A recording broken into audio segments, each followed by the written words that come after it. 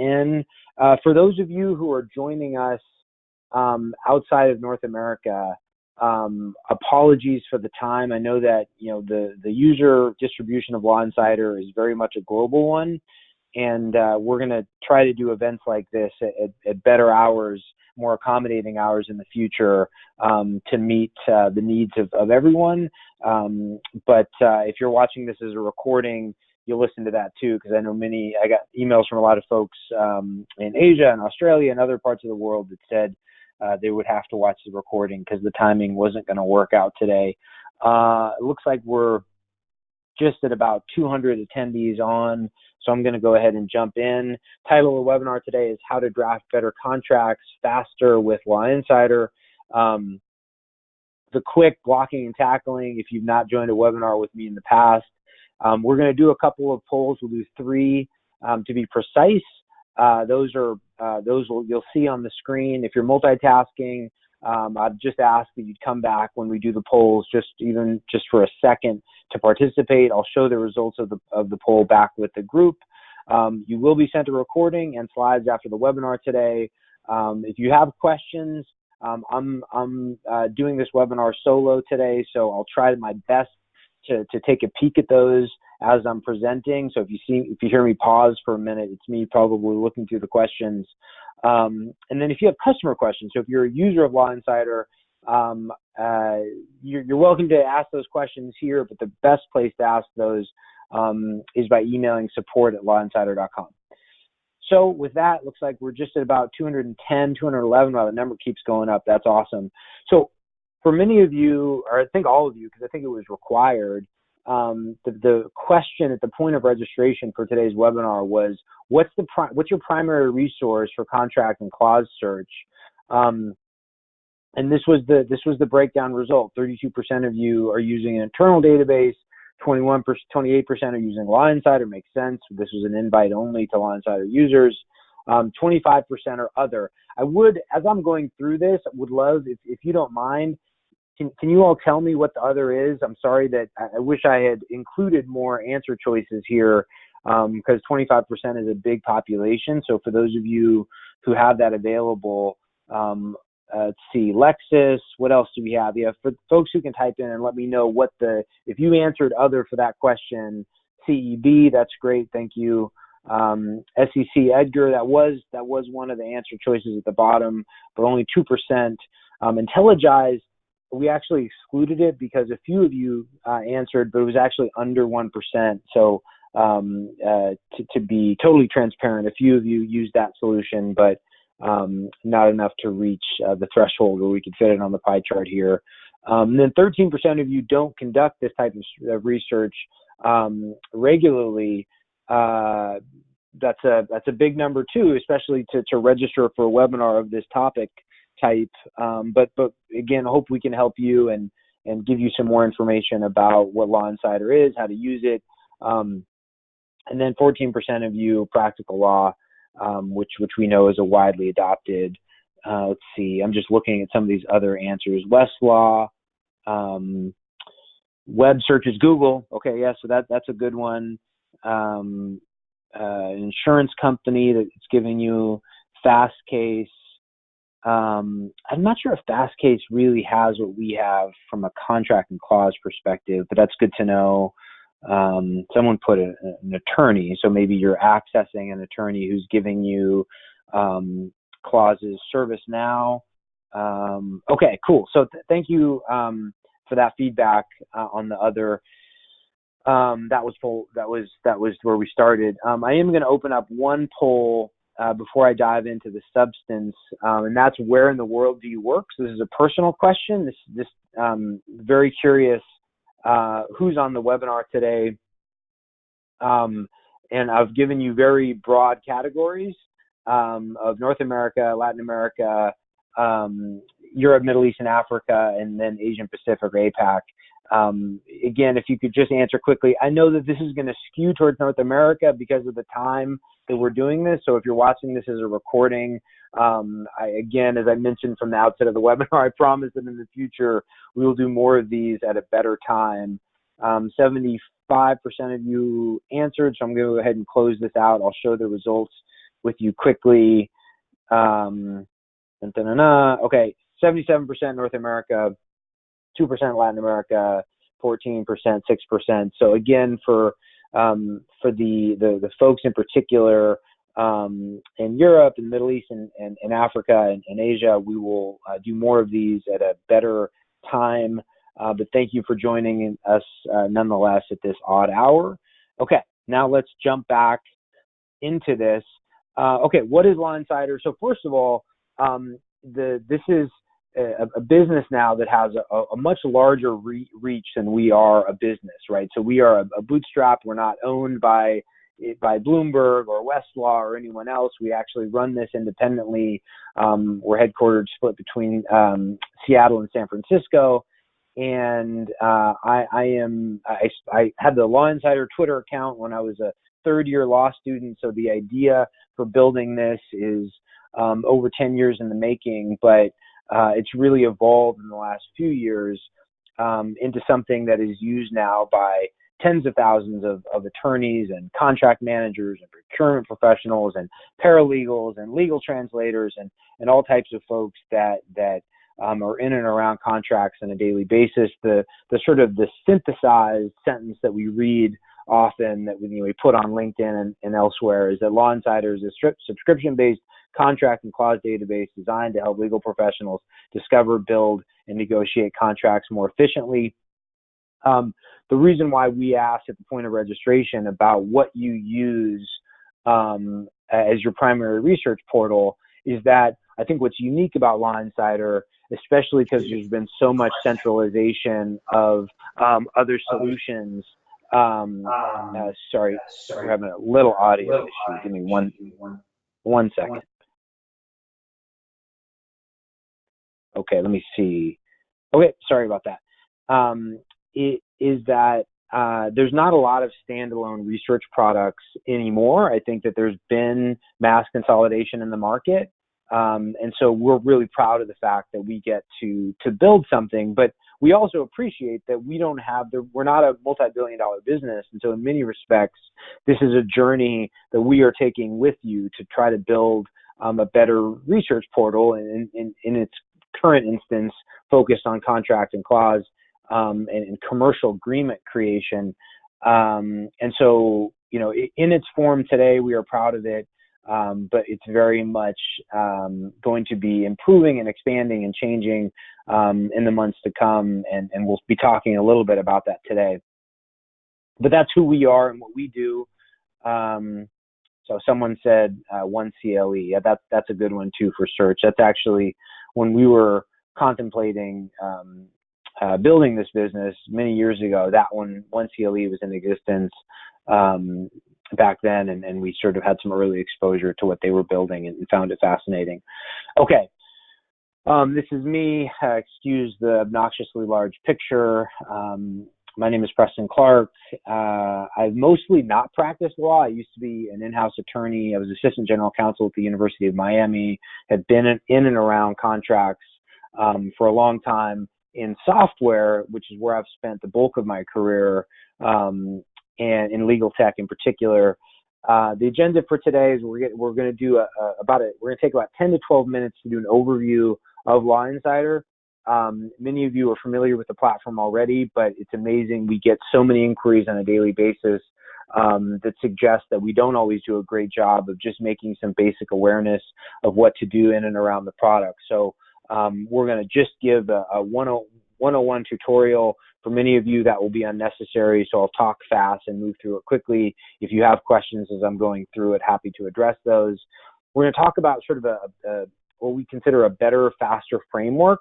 And this has to do with not only search and sort of the promise of what this webinar title was about today, of how we think about building and drafting faster and more effectively and more efficiently, but also it foreshadows what we are building. Many of you have probably sent me notes or sent us notes at LawInsider about where you'd like to see improvements. I just got an email 10 minutes before the webinar today saying, Preston, the problem is you have too many contracts now and you produce too many results. And so the notion of being able to do advanced filtered filters to find the documents that you're looking for more efficiently is where we're spending a lot of focus, and we'll talk about that. But I think that's one of the elements of a better, faster framework. We'll talk about new features. These are things that are imminent, that are weeks away, or within 90 days of being released, that are a long time coming, which I think you'll be excited about. I'm going to get some input on our business model. Candidly, we don't have a sales team, so you don't have to worry. You can ask questions, you can participate in the polls, and I don't have a team of enterprise folks who are gonna call you incessantly trying to get you to buy something.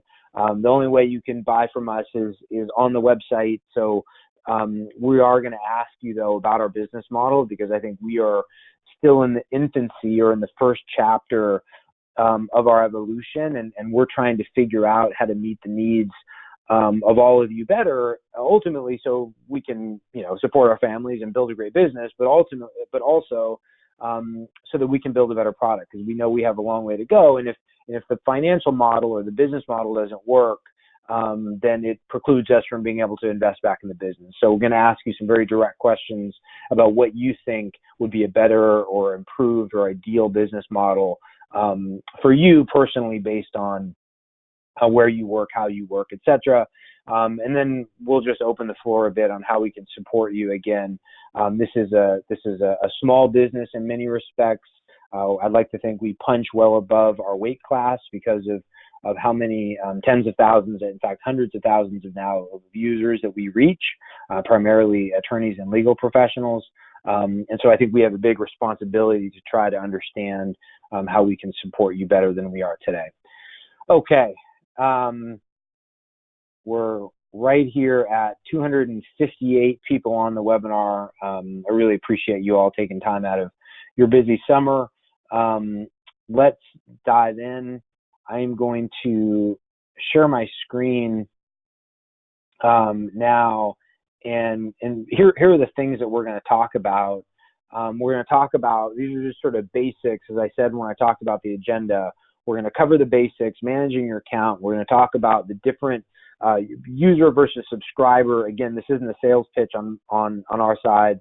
Whether you use us free or paid, I love you all the same, but I want to make sure it's understood what those differences are. We'll talk about some basic search and how that works. We'll talk about split view, which is a new tool that a lot of people aren't using yet, but I want to show to you. We'll talk about lists, which is our all-time favorite feature, which many use, many still don't. We'll talk about upgrading and canceling, and just being very transparent about how you move through the different cycles and stages of LawInsider. And then we'll talk about teams, which is something that we've invested a lot in and would love your feedback on. And so with that, let me dive into this. Okay, so I am logged into my personal account. Just for full transparency, I have an upgraded account, but mostly what you'll see is something that is sort of universal experience. So first things first, I just want you all to get really comfortable with your profile page, which I'm not sure if we do a good enough job of sort of highlighting it, but this is where you should start and just sort of understand your relationship with us. And so I'm going to run through a few things. The name at the top here, this is the name that you would have given us when you registered.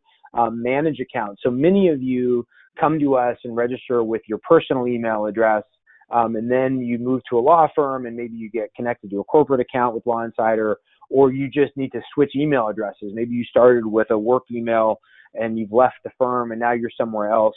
You can add email addresses to your account, same way you might with LinkedIn. I think that's the most similar comparison, where you can have multiple email addresses.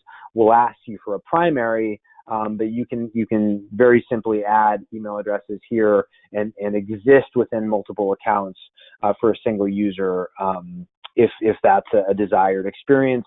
We get a lot of requests for this because people change careers, or not careers, but jobs so often. So that's sort of note number one.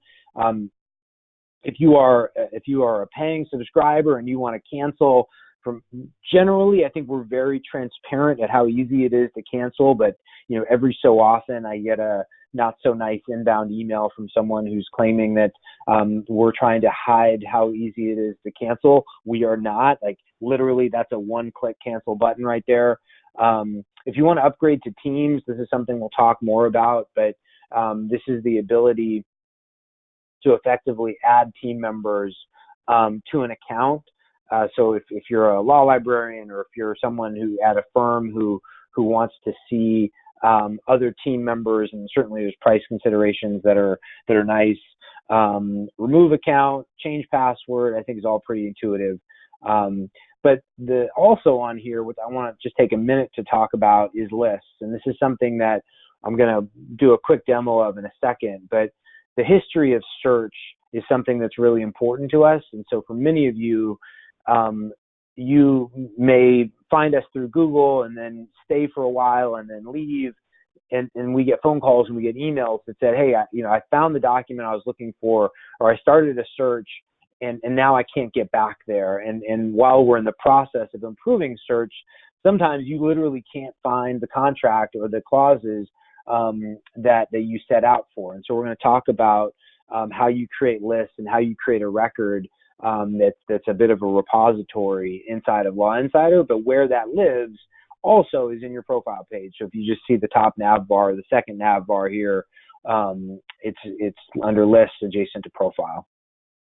Okay. Hopefully that's very self-explanatory. I realize that this is not rocket science, but I wanted to get through the basics of it.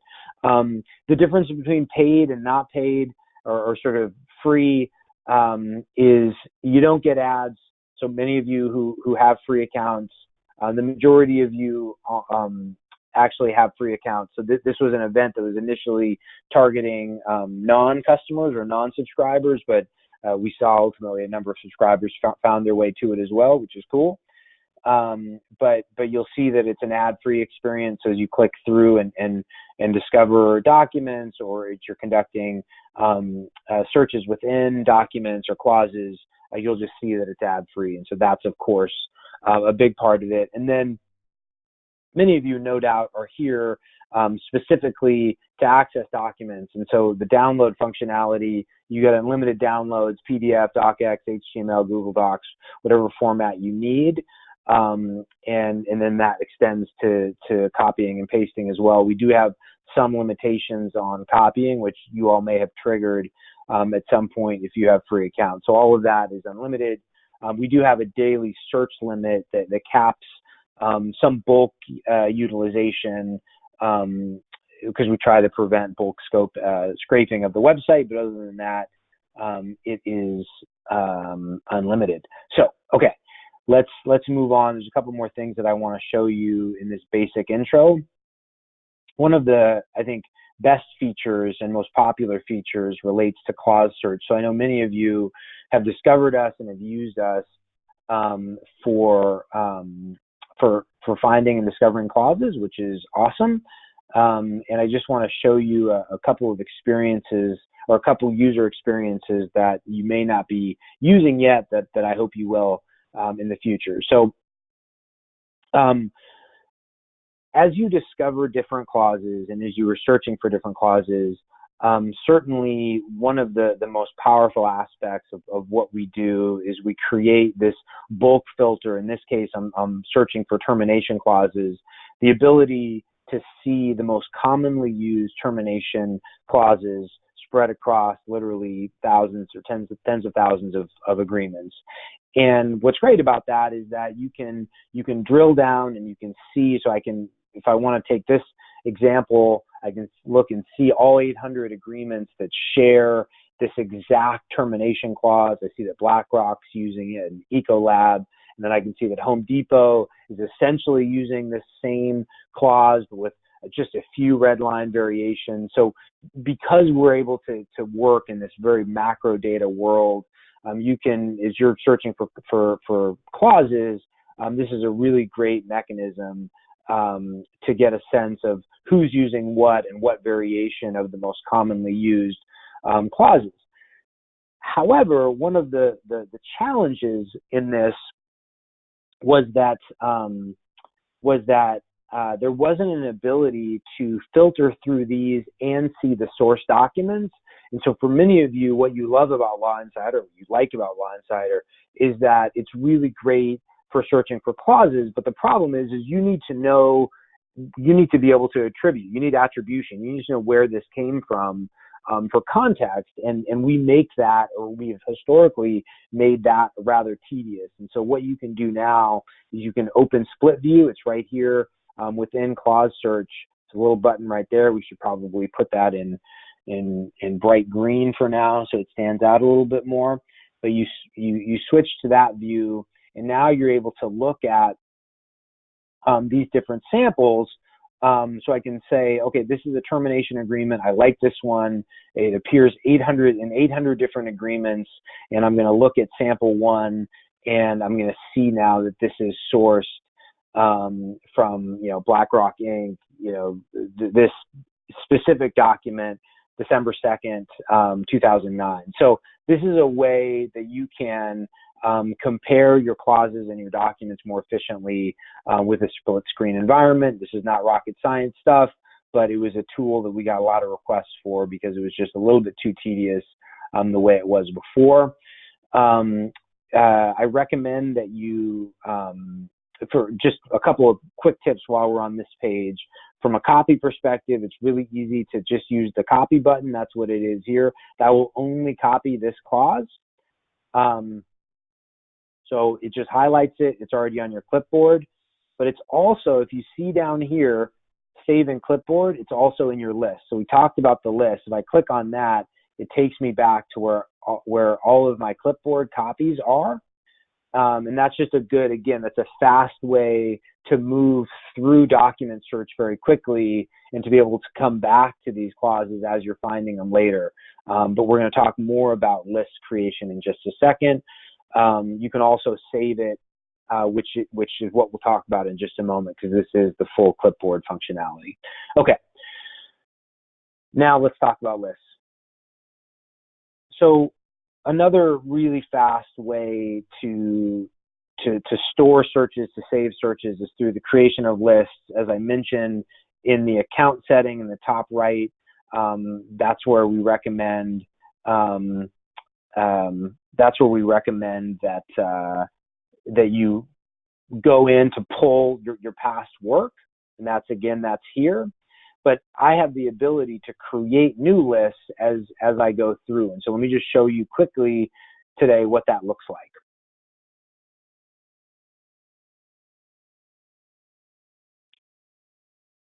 Okay, so I'm going to, give me 1 second to just start a search here. It's not particularly important what I find, but I do want to find my way to a contract. And so the idea is that if I found a contract that I like, what you'll see is certainly I can download it, which is always an option. But saving it, and that's the star button here, is going to create and pull up all of the lists that I currently have. And so as a former corporate attorney myself who created a lot of contracts through the initial assembly and collection of clauses, I kind of sort of started with my outline of what clauses I knew I needed. What I would do is I'd go in and identify clauses from other agreements I'd used in the past or that my colleagues had used, and put those in a single place. And that's what we, in effect, allow you to do. So I'm going to say, I'm going to create a new list for myself. Let me call it Preston's demo list.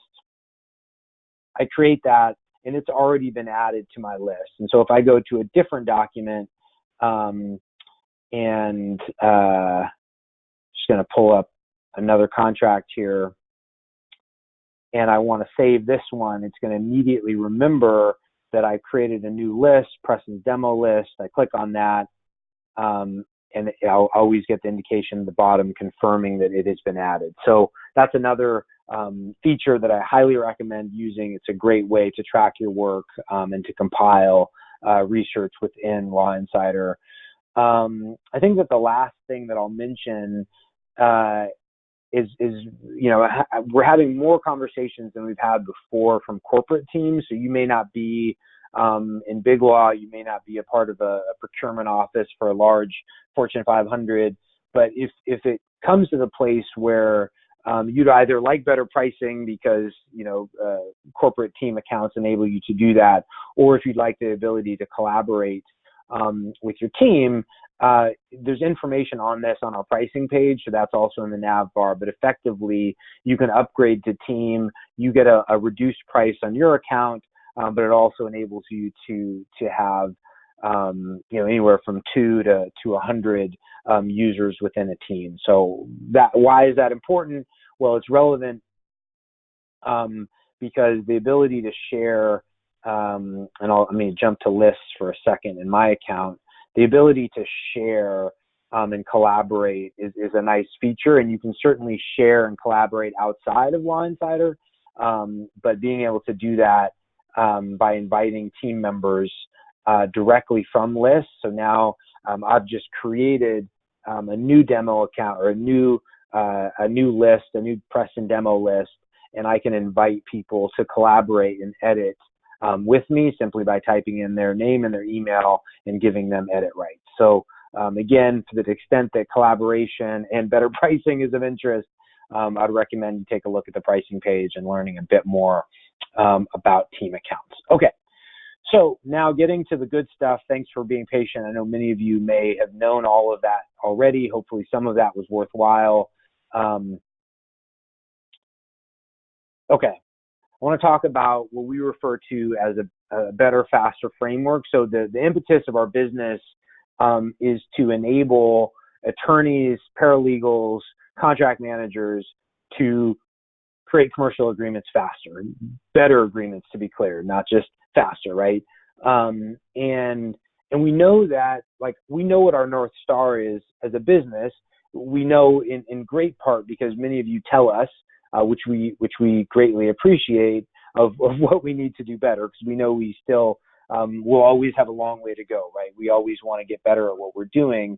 But we think of this really in a framework of 3. We think of search and discover, and that at the core level, what your job is, and therefore what our job is to make it the ability to have an advanced contract and clause search environment where ultimately, and maybe primarily, you're getting fewer search results. Because I think for many of you, what's unique about us compared to just a general search is that you are masters of your craft. I'm not sort of saying that to overcompliment you. I mean, it's a Tuesday and you're spending time learning about how to draft contracts faster. I mean, you are a power user and you are an expert in this field. And so the result of that is that you want to be able to find what you're looking for faster than you are today, produce fewer results. And we know that we're not there yet, but that's clearly where the North Star is. And so we're going to talk about what we're doing to address that just here in the next few weeks. But we know that right now, the main challenge is that too many searches start outside of LawInsider.com. So for many of you, you may be re-engaging with us through a Google search.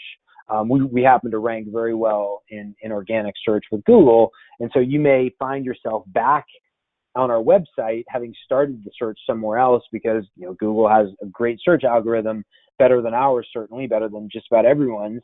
But our goal is to keep you here, and our goal is to help you discover with even more advanced filters than you can with Google or otherwise the exact document type you're looking for. And so we know that fundamentally that's where this starts.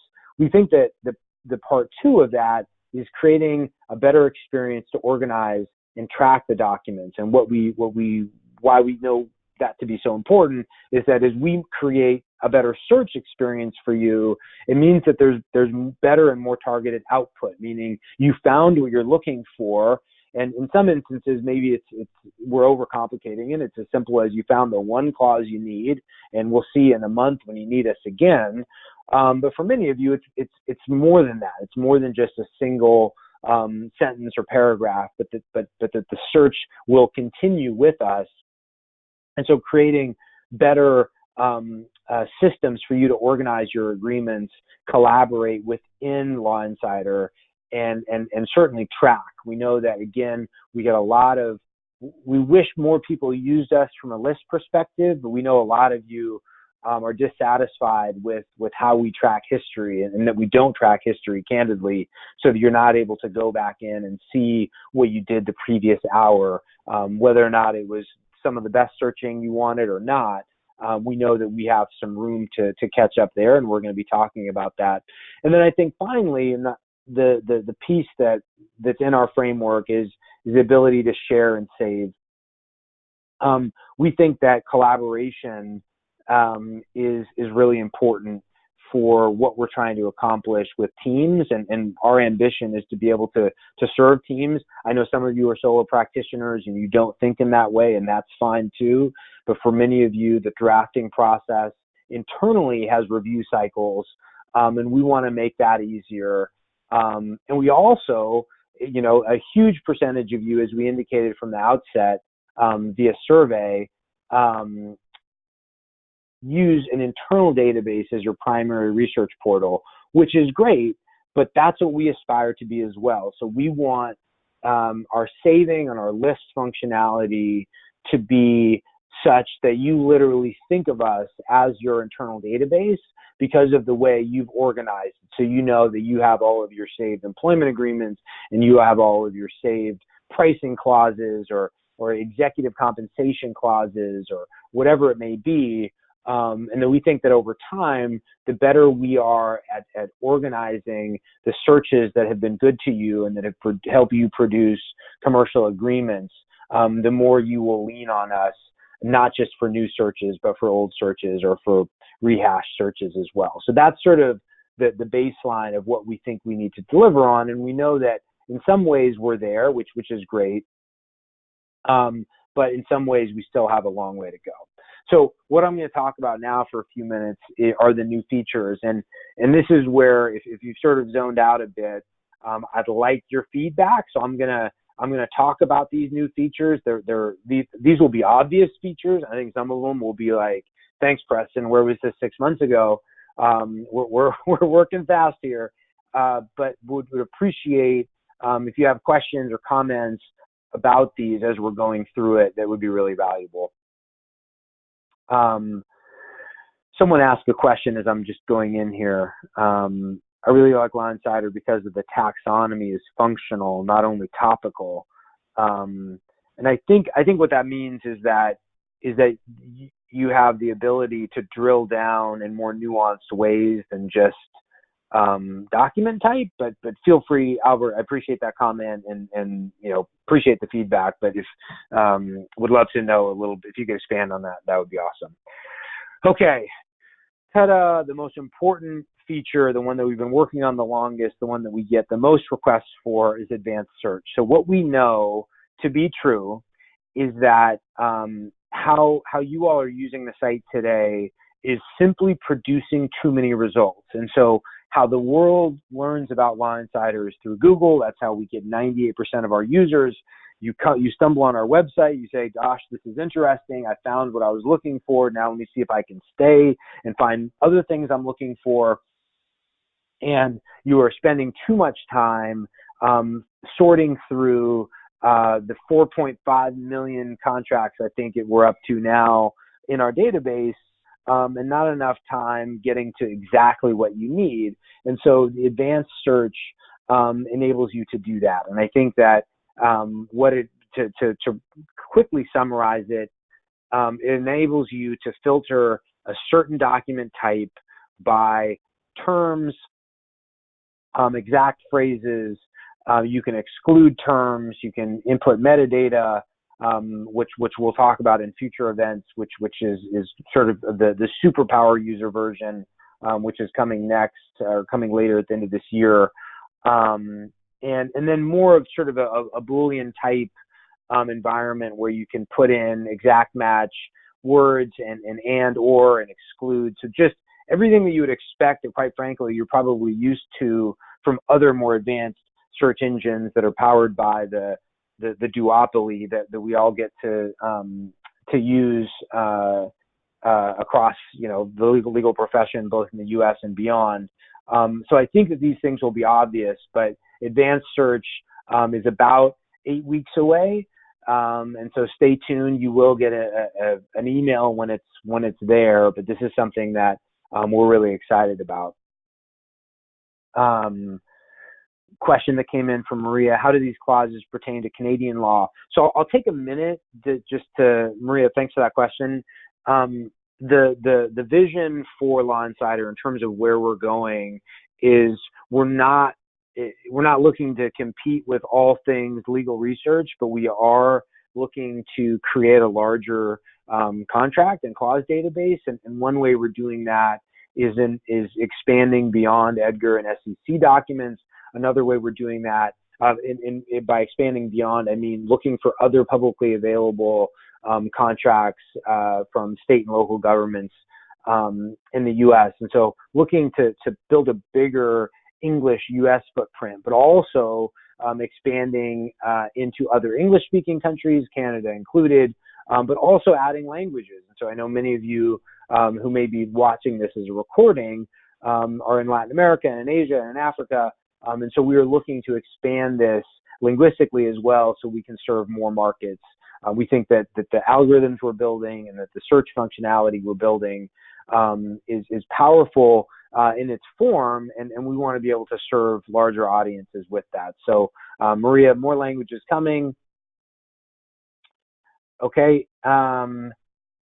Next one, suggested search.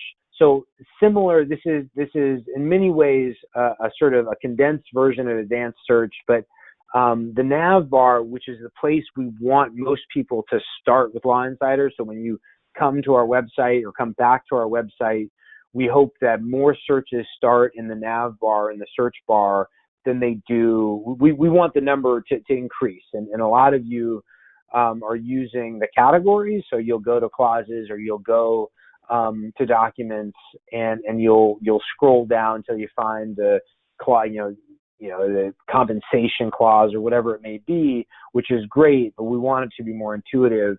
And part of the reason it's not more intuitive now is that when you start typing in a document type, you get a sea of selection choices, and we're not directing you intuitively based on common search criteria, document type, clause type, etc. And so that's coming here in the next few weeks that you'll start seeing as you're typing in certain phrases or document type. We will be finishing that for you and directing you either to the dictionary, contract type, or clause, or other category as a way to create more efficiency in your search.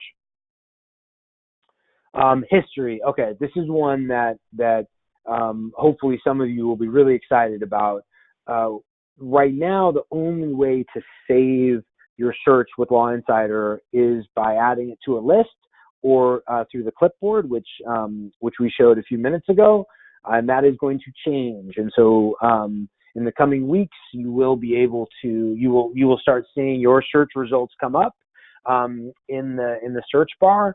You do have to be a registered user, so this is not we're not just tracking search for the world. At least not yet, from an attribution perspective. And so you need to be logged into your account, but we will be saving search that enables you to go back in time to look at, something that you may have discovered hours or days ago that you now can't find.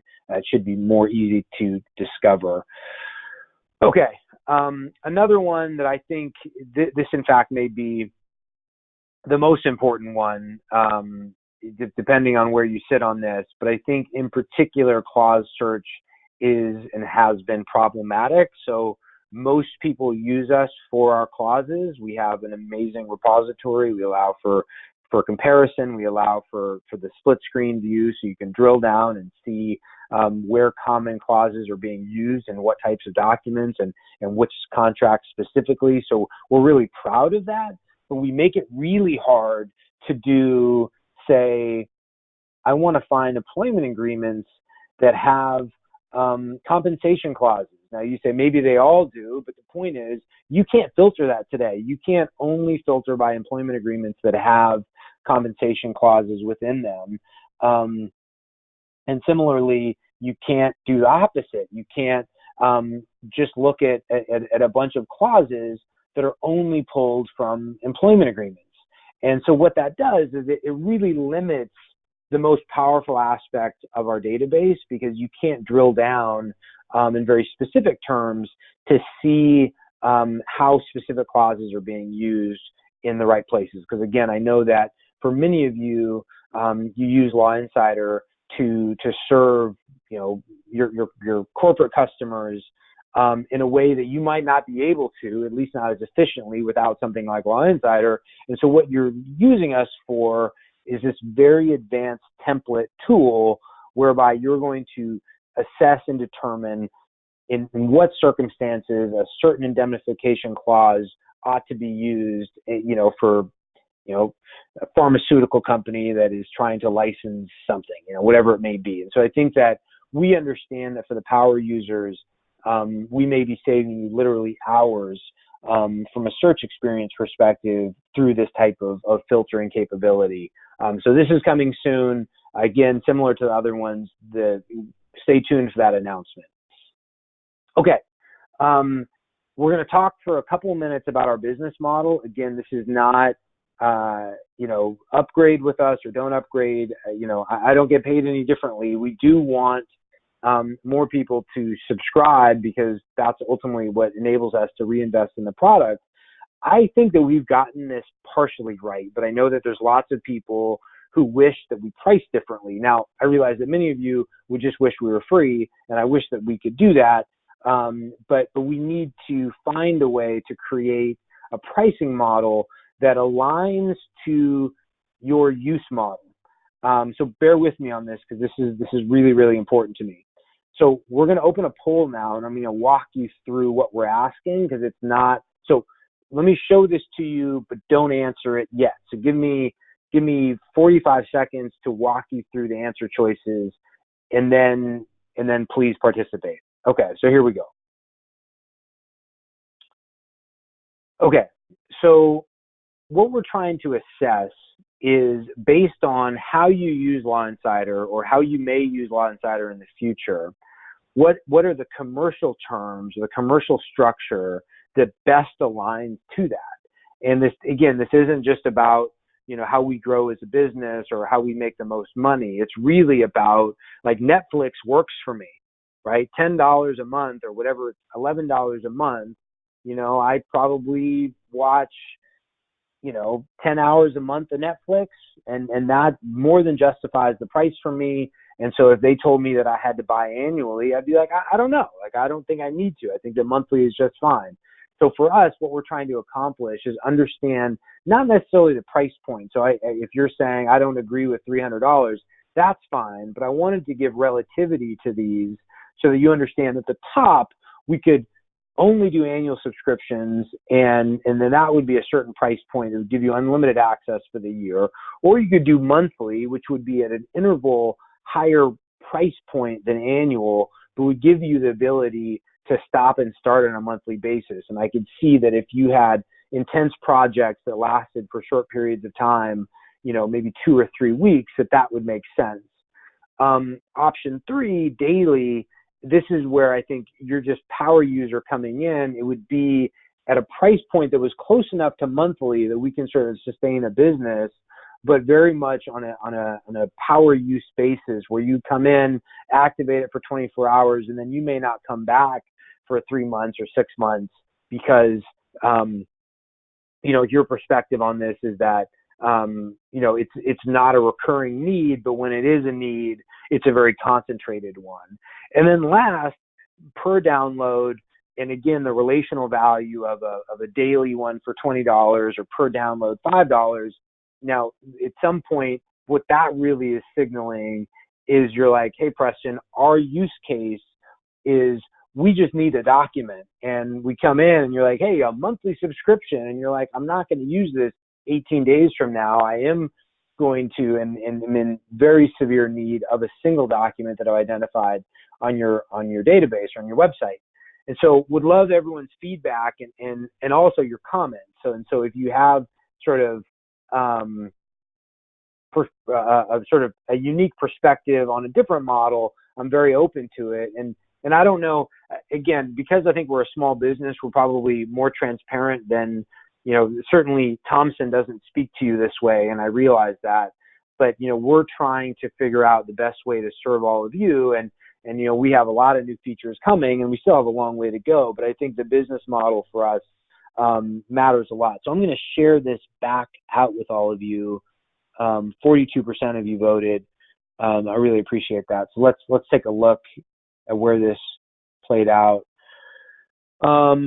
Okay, so 36% annual, 39% monthly, 5% daily, 20% per download. So, the monthly versus annual, I think, makes sense. Our primary, we're about 80%, 20% today, about 80% do monthly and 20% annual, and that's just organic through how you all decide to subscribe to us. But I think that the what's fascinating here is that the per download is such a high percentage. I think that we want to be able to add that, but it's also, we didn't love starting there because it seems like a rather tedious relationship for us to have, that every time you need a document, you need to pay. But it sounds like that's of interest. So if folks have commentary about that you'd like to share, very much would appreciate it. I'm just going to read some of the comments here quickly as I'm resharing my screen. Just give me 1 second here.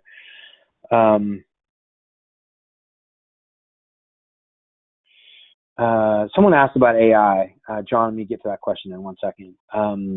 Both monthly and per download option. So yeah, so I think that makes sense. And certainly there are other businesses that function that way. A big one is the stock image business. If you've ever had to, if you own your own website, your own law firm, you had to download a stock image. They're like, here, download one for $10 or for $12, get unlimited access for a month. We do see a world in which we're going to compare or contrast a monthly and a per download option as a way for people to sort of dip their toe with LawInsider, and then they may decide to upgrade later. So good question. I really appreciate that. If on a per download basis, we'd be able to have first X amount of documents or pages be exempt and start charging after that threshold is exceeded. That's interesting. So almost like a trial basis where you can get up to X downloads and then it's clear that you've hit a wall at some point. That's super interesting. To a degree, we operate that way now because you can do some things without registering. You can do a few more things after you register, and then from there, we remind you that you're going to need to pay to do more. But I think tying that into a per document download is an interesting idea. Thanks for that, Alex. Oh, and sorry, Zachary, maybe I messed up on that poll and didn't tell people to participate because I said to wait. So my bad. I would have voted for per download. So thanks for that. How about 30-day trial? It's funny you should mention that because we're gonna, for everyone on the webinar, we're gonna make that available. So you can do that right now. It's 7-day. What sort of the subscription world tells you is that 7 days is typically enough for someone to test whether or not a service is worthwhile or not. So yeah, need to think more about that. Why not all the pricing models available? Well, again, Zachary, the best practice is that more options, it's the reason why they're the Happy Meals at McDonald's. I think generally speaking, fewer pricing options drives better outcomes for business because it's easier for someone to buy. But point made is that we will test all of those options in due time to see which one has the best traction. I would consider a monthly subscription if the price is closer to Netflix. Freya, point made. We will continue to work on figuring out what the right price point is. Okay, and we did poll number 2. That was the question. So I think that where we sort of want to go from here in the last few minutes is understanding that what's fascinating to us about LawInsider and what it is we built is that it's much different than what we set out to build. And that's the result of, we thought that there was a universal interest in document search, and it turned out there was very specific and niche interest in clause and contract search by attorneys and contract managers and paralegals, etc. And so I think that what we're trying to do, again, to be very transparent and direct with all of you, is we're trying to figure out what else we need to do to earn your business. And so the reason why this webinar in particular was targeting people who have, most people anyway, and again, if you're a paying subscriber, I'm glad you're here, but most of you are not paying subscribers, which is fine, but we're trying to figure out what we would need to do to get to that place. And so if it's Practical Law because they have a research team and they're giving you free CLE credits or whatever it may be, we would really like to know where our gaps are. And if it's getting better in search, well, we're going to do that. But if it's literally, we would need to grow another arm in order to earn your business, we would like to know, is it a left arm or a right arm or what it might be? Because, as our engineering team grows and as our product team grows, we have the resources and ability to invest, but we want to know what direction we should go in. And so I just sort of want to open the floor for a couple minutes to hear feedback, and I'll answer it. Is case law in the stars for LawInsider? So we're in talks with providers of case law. I think that a partnership is interesting in that respect for us. And so if that's something that, if you would like to see case law integrated in, I don't think we will build that business. I think that the Fast Cases and others of the world, Unicourt, are well entrenched there, and that's not our wheelhouse. But I think trying to make that available through a partnership is interesting to us. Yep. Okay.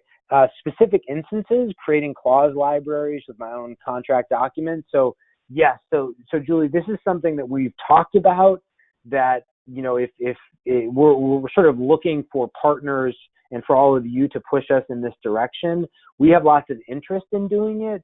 And again, to be clear for those who don't understand what I'm saying, effectively having the public LawInsider, which is the version you have now, and then a dedicated instance that might be, yourfirm.lawinsider.com, where you could, with confidence, upload your contract or sync us with box.com, and to be able to, in a similar search environment, filter through your own contracts. And I think that that's something we're very interested in. We just need to have more conversations with folks like you, Julie, who would be interested in that. David, broader documents. Yes, that's going to be a huge focus. I think that we're having luck with government documents. I'm not sure where we should go beyond that. I think that at some point, I don't think most companies want to sell their legacy agreements. And the ones that, are on Edgar are such a huge database. So we will, open to suggestions on where we might pull contracts and documents from in the future. But a lot of our team's energy is in expanding the database beyond Edgar. Other jurisdictions, yep, loud and clear. New Zealand, UK, absolutely. South America is a big one for me. I used to live in Latin America and sort of, just lots of connection, went to law school at the University of Miami, have lots of sort of deep relationships with the Latin American contracting community, and love to serve that market in the future. Sorry, a lot of questions coming in. I really appreciate it. Quality, yeah. So this is Andrew. Really good question. Andrew's question, if I can synthesize it, is effectively, what are the quality tags that indicates that a contract is good? And so I'm going off script here for just a second, because Andrew, that's an interesting question you bring up. What I would say is that what we have now it doesn't do that. But what we would love, and is not happening enough, is that we've created the ability, and let me jump into clauses quickly, to star or to thumbs up clauses as an example, because we want to be able to rank by criteria other than this clause appears a lot. That may give you some sort of, confirmation, but this, I like this, I don't like this, please use it. Look, there's one I dislike this here. This is not used as much as we'd like it to. You have to be logged in and registered to use it, but I think that's one way, but certainly there needs to be others. You can search by law firm, which may be your own version of that. But it's interesting to think about how we qualitatively determine if an agreement is good or not. Are there any partnership contracts available? Yes, absolutely there are. Lease, this is fabulous. That's awesome. Reduce subscription fees for law students. We do. So you can get, go to the pricing page, and there should be a button in information. Actually, I'm going to call myself out and go to the pricing page, see if I can find it. Go to About, and there's a link for information about law students.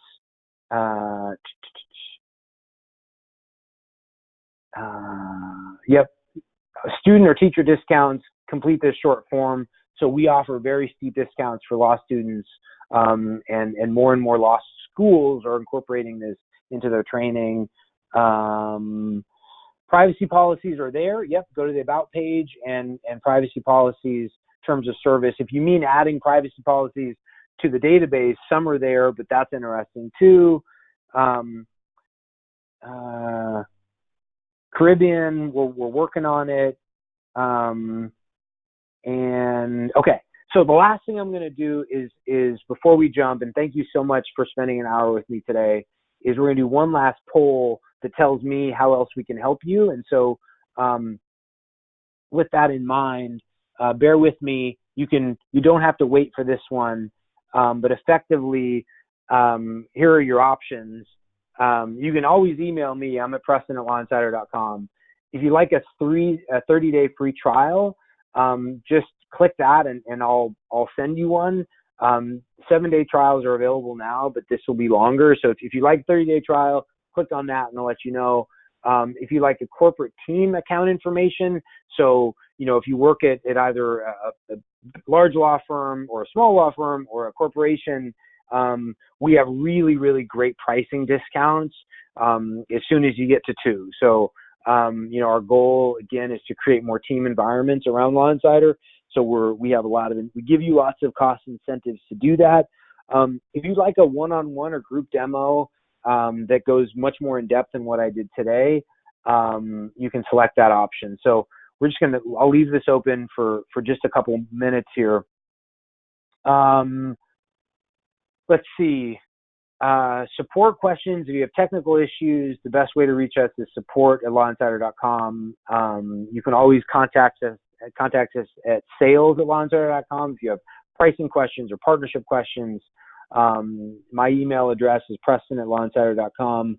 When we get much bigger, I probably won't be able to share that as readily, but I'm happy to take any and all requests and feedback. We're not perfect. We work really hard at this. We're 6 years into this journey, but we've only been a for-profit business for 7 months. So we are brand new, but we're really excited about what we're building, and so we hope you'll come on this journey with us and give us feedback and support us and tell us how to get better. And if we at some point get to earn your business, we would love that as well. Okay, 50% of you have voted. I'm going to close this out in just about 15 seconds. We're at the top of the hour. Again, we will be sending a recording. We will be sending the slides. We will be sending you all alerts and announcements when some of the new features I walked you through today come live. I think that's it. For folks who'd like to change your email address, go to the account page. You can change your email address under managed subscription. You want to teach a course, Freya, let's do it. Would love it. If you are a power user and you want to do your own demo of LawInsider, email me. I'd love, you're probably better at this than I am, would love for you to participate. Vanessa, if you're going on vacation, that's awesome. Yes, we can delay the 30-day trial. I think that's it. I'll let you guys get back to your day. Again, thank you so much for spending an hour with me, and look out for updates and new features coming from us soon. Thank you.